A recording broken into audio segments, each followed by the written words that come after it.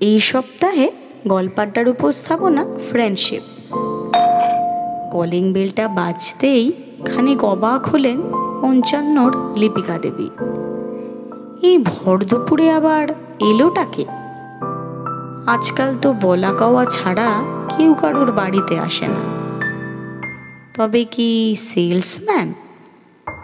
কিন্তু এই পাহাড়ি কমপ্লেক্সের ১০ তলার ফ্ল্যাটে বড্ড সিকিউরিটির কড়াকড়ি। সেসব টপকে দরজায় সেলসম্যান, সেটাও আবার সম্ভব? ওসব পুরনো পাড়ায় হতো। এখন তো মানুষ ঘরবন্দি। এখন মানুষের জীবনও ঘরবন্দি। সঙ্গী বলতে টিভি আর মোবাইল ফোন। রজতাভ অরুণাভ বাপ বেটা দুজনেই ভারী ব্যস্ত। কাজ পাগল মানুষরা যেমনটা হয় আর কি। মাথায় ভাবনারা ঘাই দিচ্ছিল সবে, কিন্তু কলিং বেলটা আবার বাজছে। আওয়াজ শুনে মনে হচ্ছে বাইরে দাঁড়ানো আগন্তুক যেন একটু বেশি অধৈর্য। বাধ্য হয়েই দরজার দিকে এগিয়ে গেলেন লিপিকা দেবী। আই হলে চোখ রেখে দেখলেন কাঁধে বড় বোঝা নিয়ে ডেলিভারি ম্যান দরজায় উপস্থিত। হাতে একটা বড় সড়ো ফ্লাওয়ার বুকে। দরজা খুলতেই ডেলিভারি ম্যান কোয়ারির ভঙ্গিতে জিজ্ঞেস করল, আপনি কি মিস লিপিকা সেন রয়? তিনি ঘাড় হেলাতেই বিরাট বুকেটা মিসেস সেন রয়ের হাতে ধরিয়ে দিয়ে ডেলিভারি ম্যান কেজো ভঙ্গিতে হাসল। ম্যাম, এটা আপনার জন্য, অর্কিড ফ্লাওয়ার্স অ্যান্ড গিফটস।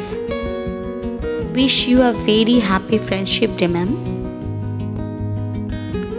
দরজা বন্ধ করে লিপিকা ভাবতে লাগলেন, কে পাঠালো এত সুন্দর মোড়কে উপহার? এমন কোনো বন্ধু বা বান্ধবীর নাম তো তার মনে পড়ছে না, যারা প্রফেশনাল কোম্পানির কাছ থেকে স্পেশাল অর্ডার দিয়ে এমন সুন্দর বোকে বানিয়ে তাকে ফ্রেন্ডশিপ ডেতে সারপ্রাইজ দেবে। বহুকালের প্রিয় ডান্সিং লেডি অর্কিডের সঙ্গে বাছাই করা ফুলের বোকে, পছন্দের বিদেশি চকলেট দেখে এমনিতেই মনটা ভালো হয়ে গিয়েছিল। তার উপর কাঠ সরাতেই চোখে পড়ে গেল আড়ালে রাখা একটা সুন্দর ৬ কোনা ভেলভেটের বাক্স। একটু চমকালেন লিপিকা, মনে মনে প্রেরকের রুচির প্রশংসাও করলেন। দেখা যাক ভিতরে কি আছে। খুলে দেখেন হোয়াইট গোল্ডের উপর ডায়মন্ড সেটিং আংটি। এমন আংটির শখ তার বহুদিনের, কিন্তু বানানো হয়নি সময় আর সুযোগের অভাবে। কার্ডটা উল্টে পাল্টে দেখলেন লিপিকা, প্রেরকের নাম নেই। তবে কি সে মেঘনাদ? মেঘের আড়ালে তীর ছুঁড়তে ভালোবাসে। টেবিলে রাখা মোবাইলটা বেজে উঠতেই সাগ্রহে এগিয়ে গেলেন লিপিকা। হয়তো পরিচিতি দিতে মেঘনাদই ফোন করেছে।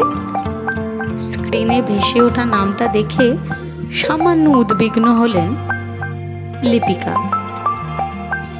অরুণাভ এই সময়? কি ব্যাপার? কোনো আবার সমস্যায় পড়লো নাকি ছেলেটা? রিসিভ করতেই উল্টো দিক থেকে হাসি মাখা স্বরে বলে উঠল ছেলে, happy friendship day my sweet mamma. You are my best friend forever and ever. Anyway, gift পছন্দ হয়েছে তো? তুই পাঠিয়েছিস এগুলো? এত দামি গিফট কিনতে গেলি কেন? টাকা কি সস্তা হয়েছে নাকি? কি যে বলো না mamma, you are my best friend. Best ফ্রেন্ডকে গিফট দিতে হবে না? যে অবস্থা থেকে তুমি আমাকে ঘুরে দাঁড়াতে শিখিয়েছ, সেটা আমি কোনো দিনই ভুলবো না mamma. You are my darling.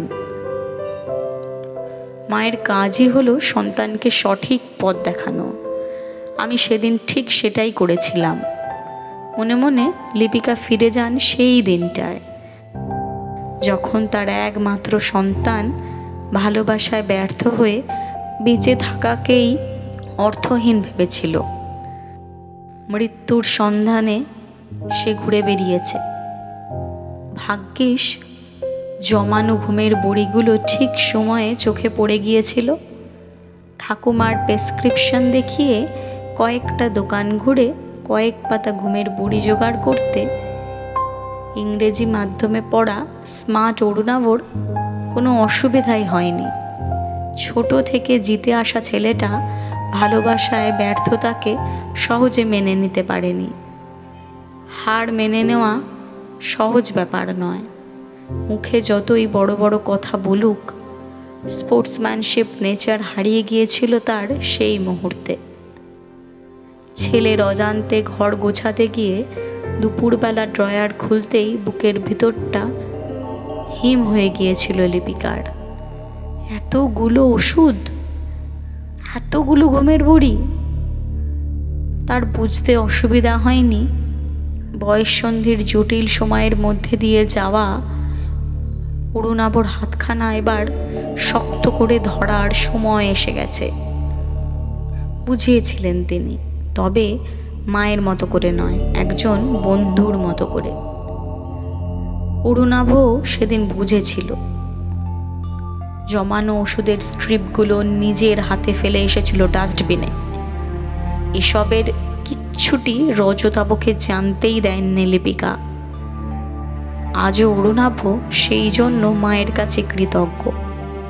তারপর থেকে লিপিকাই ছেলের একমাত্র বেস্ট ফ্রেন্ড। সময় বদলেছে।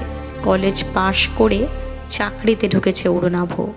অনেক বন্ধু বান্ধবীও হয়েছে তার, কিন্তু প্রিয় বন্ধুর জায়গাটা সে সযত্নে আগলে রেখেছে।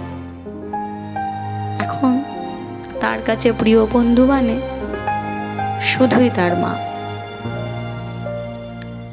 ইম্পর্ট্যান্ট মিটিং অ্যাটেন্ড করতে হবে, ফোন রেখে দিল Arunava. Diamond setting white gold রিংটা মধ্যমায় পড়ে আপন মনে মৃদু হাসলেন লিপিকা। মনে মনে বললেন, হ্যাপি ফ্রেন্ডশিপ ডে মাই বয়। সময় যতই বদলাক, যতই দুনিয়া সাবালক হোক, সন্তানের কাছে মা বাবার চেয়ে ভালো বন্ধু আর কেই বা হতে পারে।